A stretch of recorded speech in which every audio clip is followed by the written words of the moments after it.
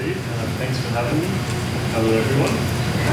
My name is Tobenna Ezenwoko, here from Lagos, Nigeria, to speak on basically our company Sunray Ventures and our experience in Africa. And I'll give you more information as we go on. Let's get through this. And the first question is, who is Sunray Ventures, or what do we do?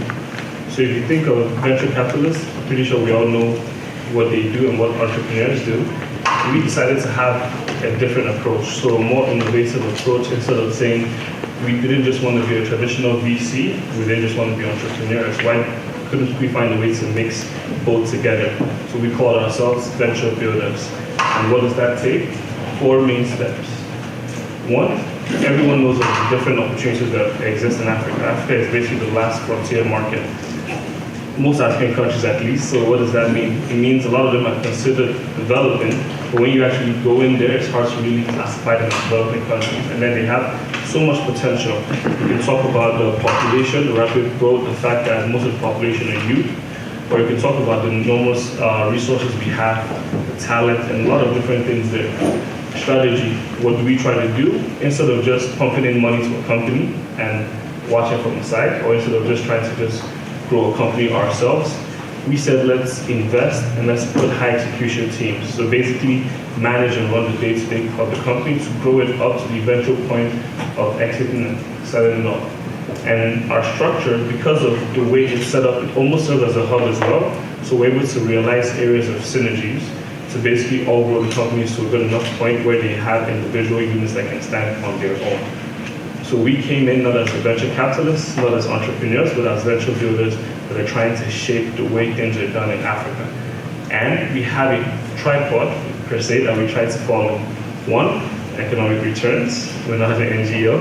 Number 2, socioeconomic impact. So what are we trying to do in the continent? It's not just how much money are we trying to make, how much of our investment can we make back? And number 3, the environment, because a lot of people are looking at Africa as an investment destination, but no one's really considering what's being done about the environment.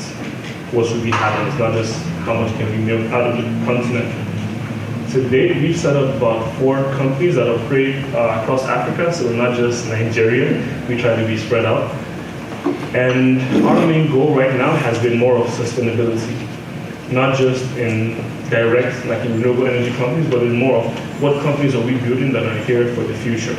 And also not too focused on the tech space, because we see a lot of people are trying to go there. So we said, what are the areas nobody's looking at? What are the problems we have we can fix with sustainability?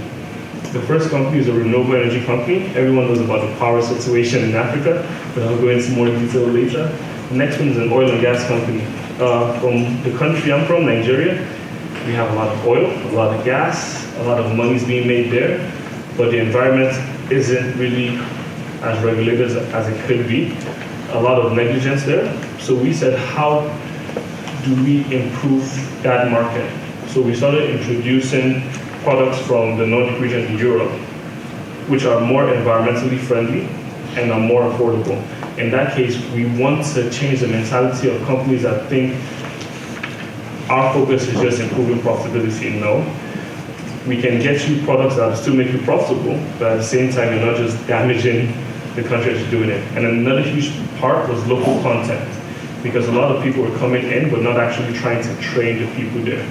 So the main job of that company was to improve the environment and also train the next set of people that can actually do it. Because if you have a huge population where you're bringing in workforce from everywhere else, you're not really doing much for the population. It's just going to keep growing, and unemployment keep going up.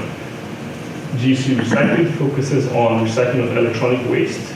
There's a huge boom for plastic recycling, which I think we need, but at the same time, no one's thinking of electronics. The earlier presentation by Cordell talked about the smartphone craze and how quickly the volumes are increasing, but no one is thinking, how do we get rid of this when it reaches end of life? How do we make sure it's usable? And what value is lost in that process? And the last one is distribution. He also touched on the informal markets you notice in Africa. Depending on the country, a lot of trade is done informally, where products may not be authentic or may not be safe. What we wanted to do was create a company that provides other distributors with routes to get into the market. Because people come in, investors, different FMCGs come in, how do we get our products to the end users, and they don't know how. So we wanted to create a one-stop shop that basically educates them on how it's done and gives them a platform. So the case study I want to talk about is Daystar Power. In terms of Daystar, this has been our most successful company so far. So just to give you a feel of how we chose to do things, how we set the company up, and what our experience has been like doing business in Africa, especially with the power situation. This is a summary, I'll come back to that. So if we talk about the case for renewable energy in Africa. In Africa, there's two main power situations.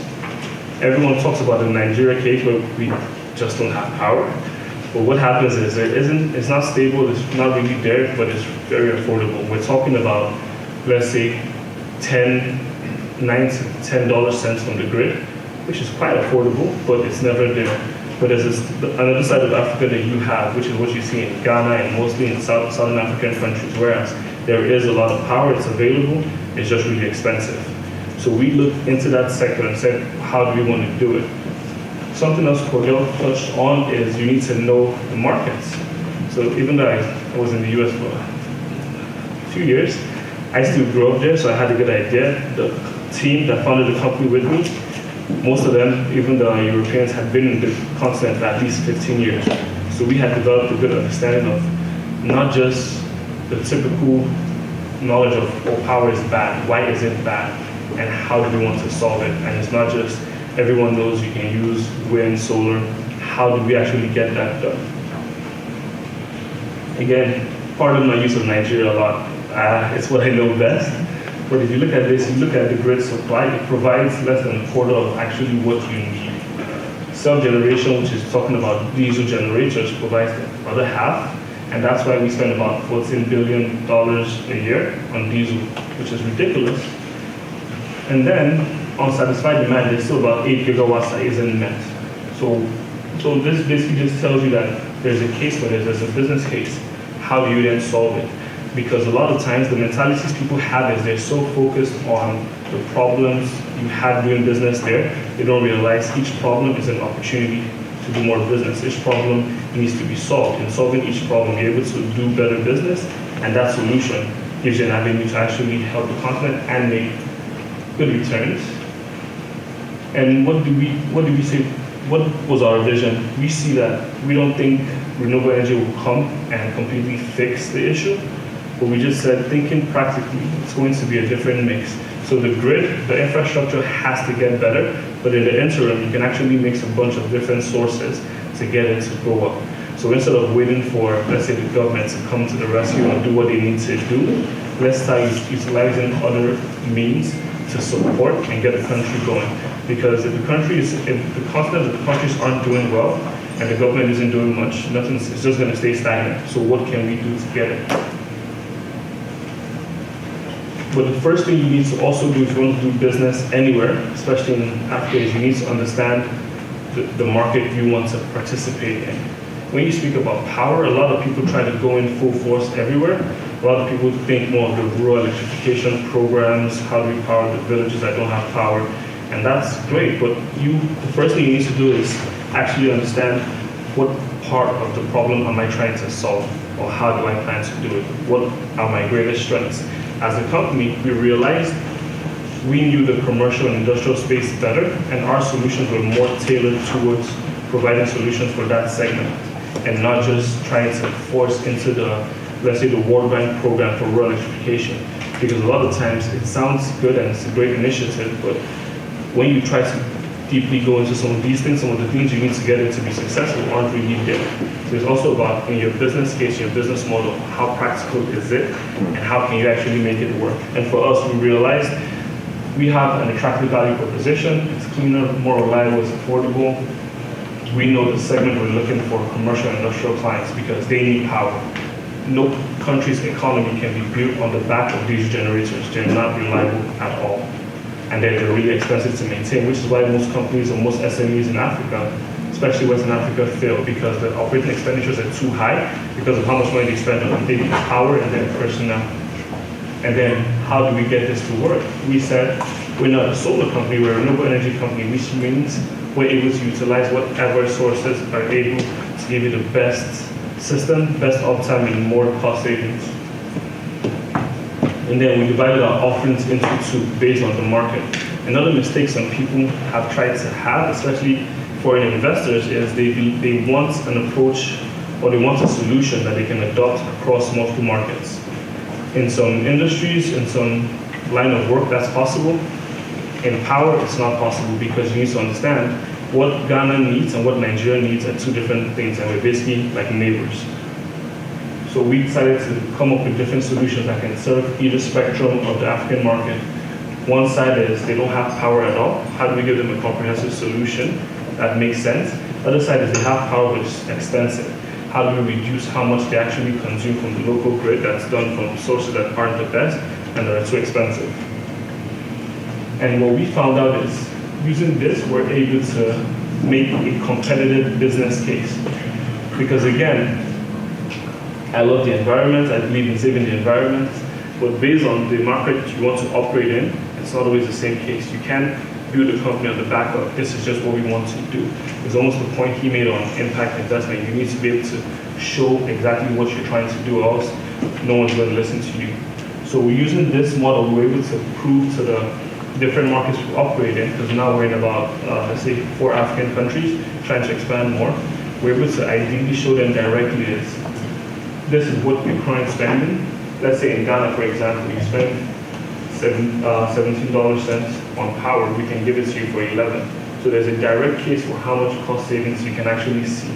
And the more you roll out, you're able to see how successful it can be. But again, it starts with your business case, which starts from one, knowing the market, knowing what works, knowing what you're looking for, and being able to execute it properly. And then this basically gives an overview of Sunray Ventures and our growth with Baystar Power. Because it seems crazy to believe we started just 2 years ago, but in 2 years we've been able to rapidly grow. I think we have over 120 installations.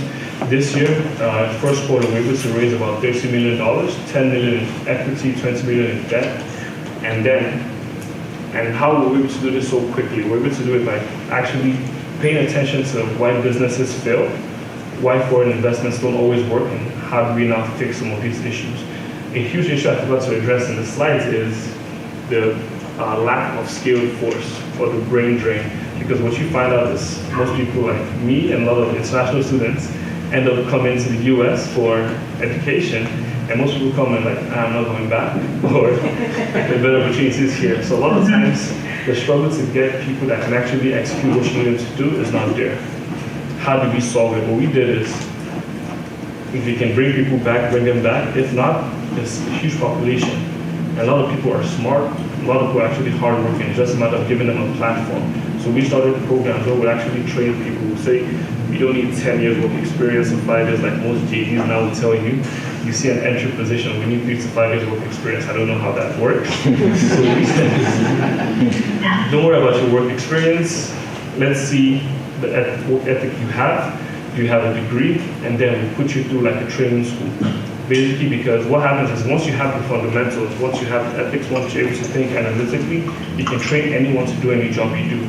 And then from that, we've been able to train people to work for us, or even to just expand the market. And that's been the huge driving force for how we've been able to grow so far. So we fixed, or we found a solution to the personal problem. We were able to understand the market, and the last issue was financing, because raising financing is not always the easiest case. A lot of people don't trust money in Africa because they don't know where the money is actually going. So again, all of these things take time, but it's a matter of actually being on ground and being able to show them what's really going on. And also, we've also been lucky in terms of some of the members of our team were able to have long track records in business that they could put on the back of it. But still, the other companies without these things and they're able to make it work.